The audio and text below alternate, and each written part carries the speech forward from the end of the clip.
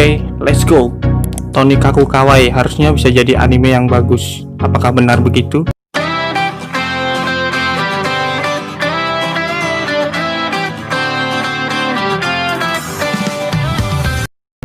Oke, Minasan, balik lagi bersama gua Fahri. Di sini gua akan membahas tentang Tonikaku Kawaii, anime romance yang baru keluar di tahun 2020 kemarin. Dan anime ini juga itu mempunyai genre romance shonen Tonikaku Kawaii yang artinya itu umumnya manis. Gue nggak tahu ya manisnya dari mana, tapi kalau lu nonton anime ini benar-benar bagus sih, rekomen dari gue. Kebetulan alur ceritanya yang cukup menarik menurut gue, dimana awal pertemuan si MC kita yaitu si Nasa ketemu dengan ceweknya yaitu si Tsukasa. Jadi main karakter kita di sini tuh namanya itu si Nasa. Kita sebagai penonton bakalan diajak menyaksikan keromantisan antara Nasa dan Tsukasa di dalam alur cerita kita sebagai penonton untuk mengikuti kisah romantis atau kehidupan setelah menikah.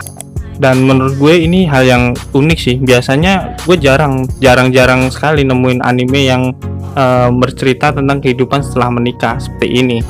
Pada normalnya kan kita sebagai manusia tahap pengenalan dulu, pacaran dulu, baru menikah. Di Tonikaku Kawaii ini alur ceritanya yang cukup padat dan singkat.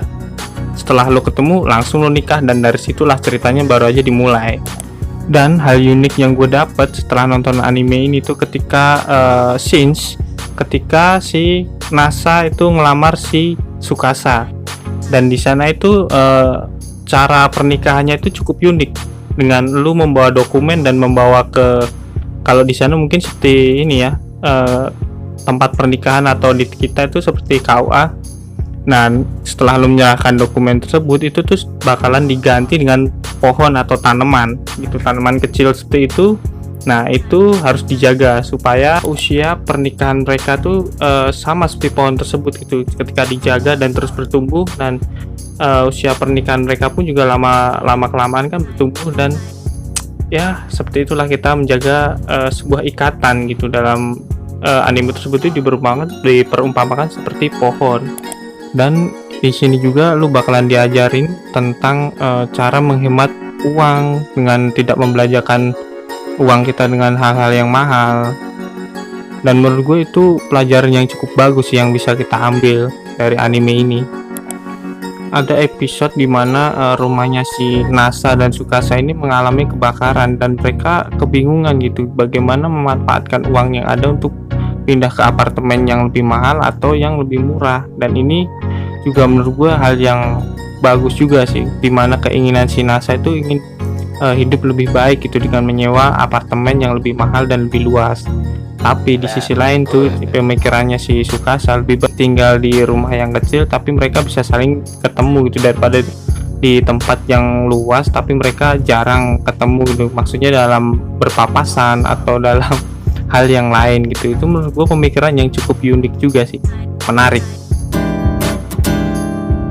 Nah, ada beberapa hal yang gue nggak suka juga di anime ini tuh. Yang pertama itu tentang penggambaran atau grafik yang menurut gue harusnya bisa lebih bagus gitu. Ada juga yang bilang lebih baik baca manganya daripada nonton animenya, tapi ada yang kebalikannya juga, ada yang lebih suka ngikutin ini animenya.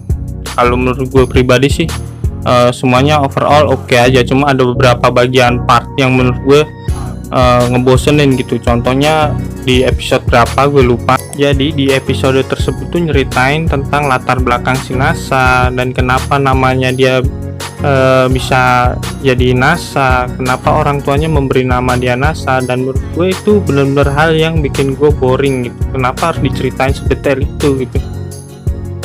Menurut gue itu adalah hal yang nggak perlu dan buang-buang waktu. Hampir kelupaan juga nih menurut gue tentang opening ya. Menurut gue openingnya ini bagus-bagus aja sih.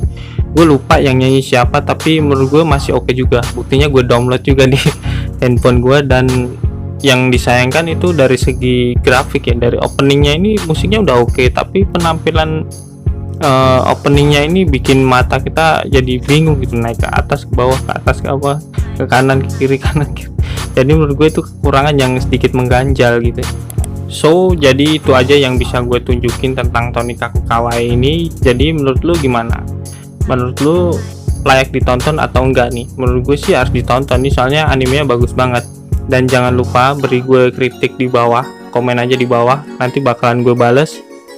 Dan jangan lupa juga di subscribe channel gue NGVJ Series. Kalau mau ngikutin update lebih cepat, lu bisa follow juga Instagram gue di belakang. Dan mungkin itu aja sih yang bisa gue share. Nextnya kita mau bahas apaan, silahkan komen di bawah. Dan thank you.